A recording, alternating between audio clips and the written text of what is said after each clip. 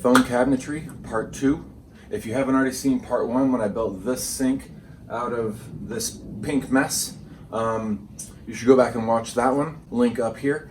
If you have seen that one and you had questions about it that have gone unanswered, don't worry.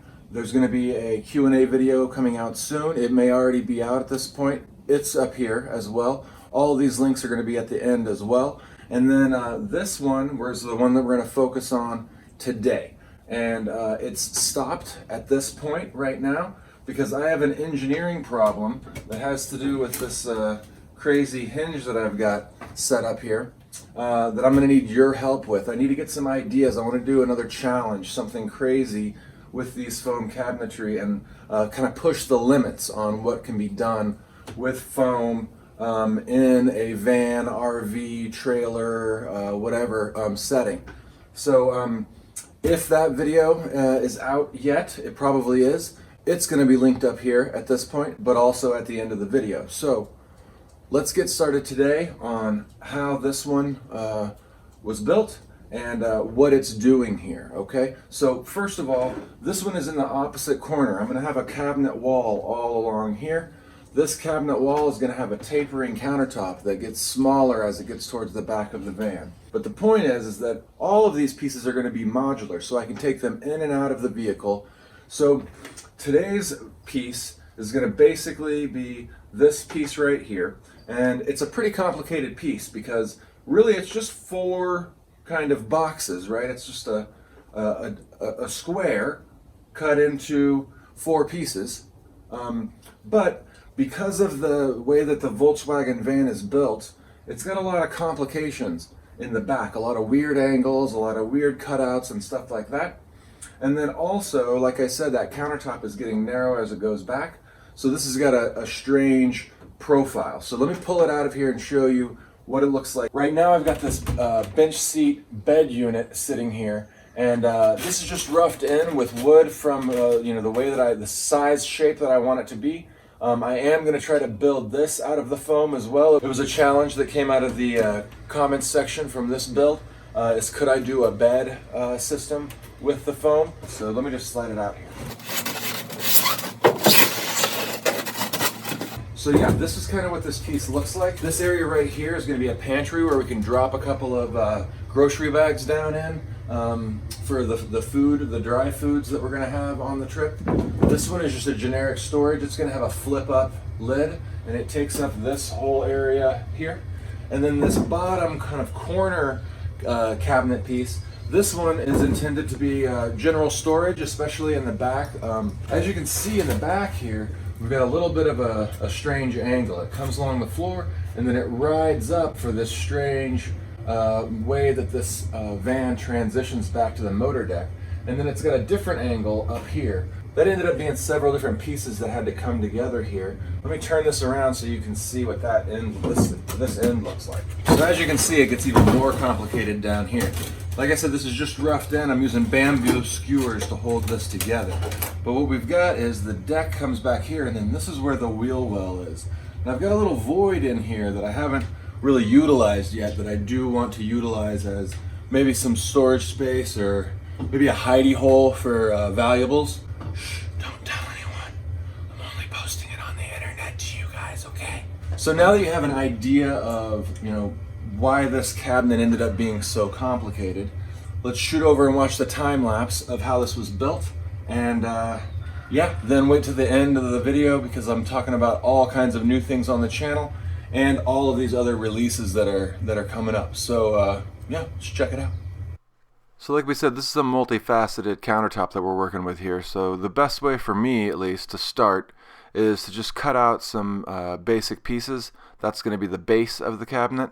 And get those kind of in place. That's going to be the second level of the cabinet. And then make measurements off of that. Then go cut those pieces.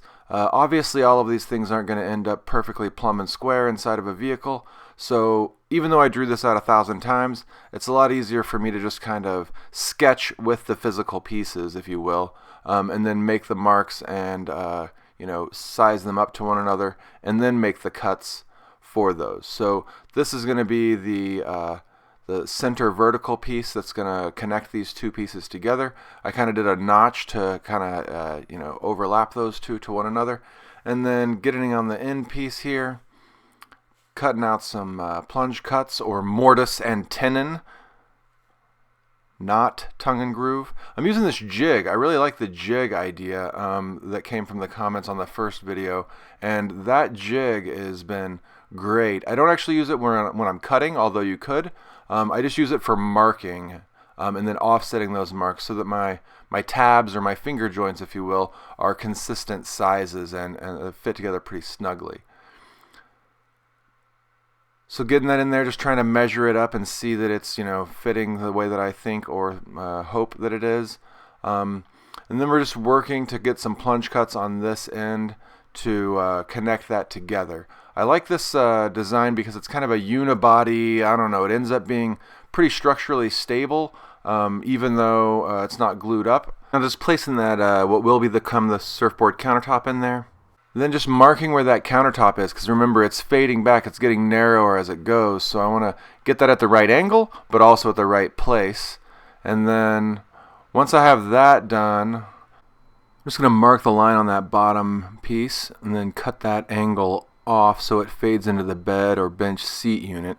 And at this point now I've got kind of two sides of this and two middle pieces done, and now I need to really focus on how that's going to incorporate back into those complicated angles that are going on in the back of my van. And I think I cut this piece out 3 or 4 times, but the way that I ended up doing it was that I had pieces with finger joints on both sides that were then hinging at their joints, and those would allow me to get the right angle to match the back of my van.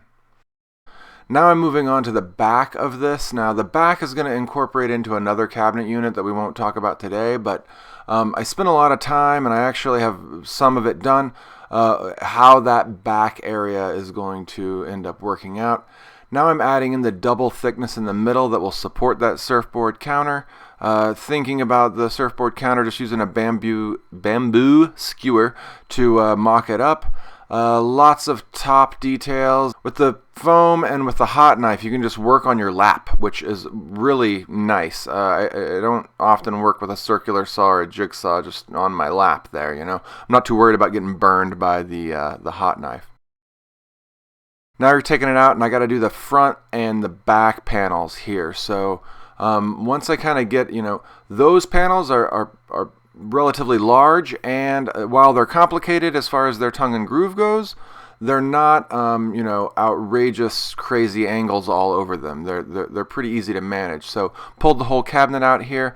I'm just tacking all of it together with those bamboo skewers and trying to get it all to fit up. Now some of these spots I just would go in and cut those finger joints extra long, like this one right here, and then as once I get it into place, I can cut the strange angle that it is without having to measure all of that out. So then this front piece here, just notching all of those out, just holding it in place and marking them. Those X's mean get rid of me, and the areas without X's means keep me, and using the wire knife instead of that newer, hotter industrial knife for some of these smaller cuts. Again, another really complicated piece. I mean, that's got 5 sides to it, and it's trying to fit into 1, 2, 3, 4, 5 other pieces. So yes, just some crazy detail work. It's one of the things that I do like about the foam as compared to wood, is that I feel like I can kind of mock it up and work with it in that way. So now just working on this front side. This is the side that we facing the passengers that would be sitting in the back seat. I'm just marking where all the finger joints are going to be on both the cabinet and the sheet. Cutting out those double wide holes. One of the things that I do with these big pieces is that I always start at one end and get that to fit in, and then slowly work my way up towards the top. You see that here? I'm doing the top last, and this allows me to make them all tighter fits, right? Because the way that these are lining up, It's hard to measure exactly where they're going to end up, so you can just set it up, put them there, and then mark them and cut them once they are in place. That's done, so I'm moving on to the back, and I'm going to do that the same way. I'm going to do a lot of marks at the bottom and measure up and try to get some, rough in some of the ones moving from the bottom towards the top. I'm going to cut those out. I'm going to line those up, and then I'm going to push my piece up into place and then start marking as I'm moving up. And because my cutting device with the foam can just plunge right through the material at any angle at any place, it makes it convenient to kind of work this way. Maybe that's why I like the foam so much, is because it works with the way my brain likes to build, which is using sketching in that physical reality way that I'm doing right now. I didn't measure any of this out ahead of time. I'm just kind of freehanding it, just making it up as I go along. The bottoms and the middles are there. Now I'm going around and marking some things that are further up on those, using the actual piece to mark my angles instead of a protractor. And like I said in the first video, these final pieces, these last pieces that you put in, are always the most complicated ones because they have the most pieces that are fitting together with them. So yeah, that about knocks it out. Here are the 4 facets of the finished cabinet. So very last step here is just to cut out that wheel well piece, and we can go put it into the van. Alright, so that's how I got it to this point. But I've stopped here because I have this engineering challenge that I want to address. Let's take a look up here at some of the crazy pieces that are coming together at the top, and I'll explain why those are all happening up there.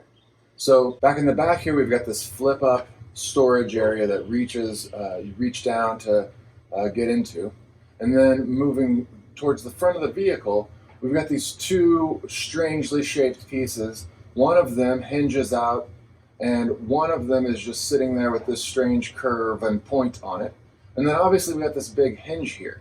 Now, this big hinge is part of that surfboard challenge, but before we get to that, let me show you the countertop that's bridging across between the sink unit and this unit. It's going to sit on a little shelf here because I want that counter unit to be removable as a cutting board.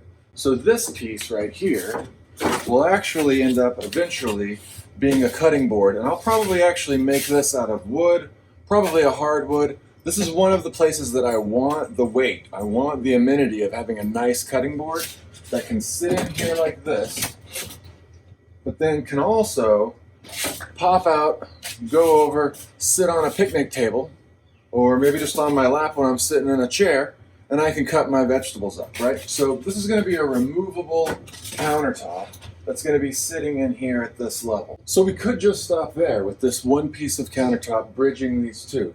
But you'll notice there's a 1-inch gap over here, and that same 1-inch gap is over there. And that's because I want the stainless steel countertop design to be going all the way across the top here. And the way that we're going to do that is with this surfboard countertop piece. Shaped like this. So when this piece gets in here, we end up with a double countertop here. I want this to be able to slide out and be a working space for the kitchen, but also a dining table or a working table for people sitting on this bench seat. Okay, so that's where the challenge comes in, is that using this heavy duty hinge that I have here, and then allow it to swing out and not have to be supported over here on this side. So that's my engineering challenge that I have. And so I want to reach out to you guys, and I'm going to pause on all of this, because look, all of the finishing of this one literally hinges on, see what I did there? Hinges. It literally hinges on how all of this is going to come together. I don't want to finish any of this or even glue it up until I get your ideas on how this is going to come together. So we don't have enough time to talk about all of the elements of this surfboard challenge right now, but I'm going to post another video. It's going to be linked up right here about this challenge. So that is going to be the next video that we're going to have out, this introduction to the surfboard challenge. And then the second video that we have coming out is the Part 1 kitchen sink unit. Q&A. I went through, there was a lot of questions, a lot of good ideas. Went through all of them and covered some of them. So that is the second video that's coming out, the Q&A video right there. So if it's not already up here, it'll be there. Just give me some time. And then the third one that we have coming out is we're going to go through and we're going to do some introductions to homestead videos.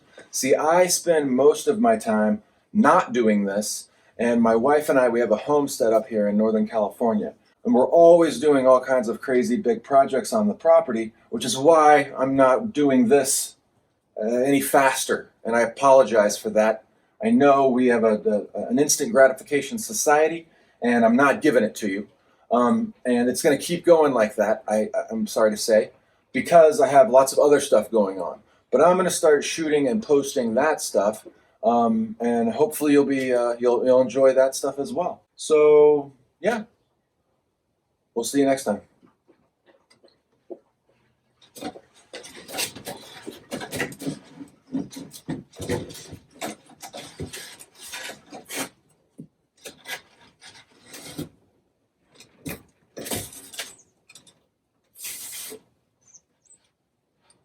Don't you want to watch one of these?